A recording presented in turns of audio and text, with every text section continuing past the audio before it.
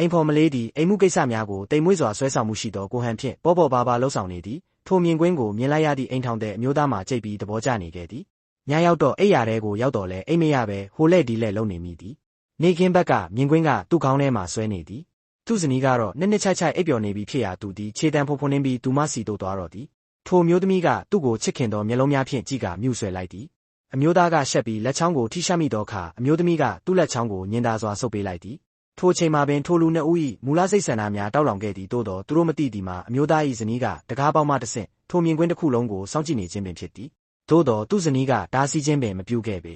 သူ့ဇနီးစုယုံသည်လွန်ခဲ့သောနှစ်ကကိုဝင်ပြတ်ကြပြီးနောက်ထပ်မံကိုမရနိုင်ခဲ့ပေသူတို့ဇနီးမောင်နှံနှစ်ဦးလုံးကလေးကိုအသေးအတန်လိုချင်ခဲ့တော်လဲသူတို့မျှော်လင့်ထားသလိုကလေးမရလာခဲ့ဘူးသူမခင်ပွန်းအင်ဂျူသည်အလုပ်ကြောင့်အမြဲတမ်းအချိန်ပိုဆင်းရကညစာစားပွဲများသို့သွားရသောကြောင့်စုယုံဘေးတွင်အမြဲရှိမနေနိုင်ခဲ့ပေထို့နောက်တစ်နေ့တွင်စုယုံသည်အင်တာနက်ပေါ်၌စာတစ်စောင်ကိုတွေ့လိုက်ရသည်ထိုစာတွင်ကလေးရရန်ရှုပ်ဝက်ချက်တစ်ခုရေးသားထားသည်ခင်ပွန်းဖြစ်သူ၏ပင်ပန်းနွမ်းနယ်နေသောမျက်နှာကိုကြည့်ကာသူမသည်နှစ်ရက်တာအတူတူခွင့်ယူရန်နှင့်ထိုစမ်းသပ်မှုကိုပြုလုပ်ရန်ဆုံးဖြတ်ခဲ့ကြသည်တစ်ချိန်တည်းမှာပင်စိတ်ကိုအေးချမ်းစွာအနားယူလိုခဲ့သည်ထိုသူနှစ်ဦးသည်လေစီးကပင်လယ်ကိုဖျက်ကျော်ခဲ့ပြီးမကြာမီလှပသောရှုခင်းများရှိသည့်ကျွန်းငယ်လေးတစ်ခုသို့ရောက်ရှိခဲ့ကြသည်ဆက်လက်ပြီးဒီဇလန်ရဲ့နောက်ဆက်တွဲကိုတင်ပေးမှာမို့လိုက်အံဖော်လို့လုပ်သွားအောင်နော်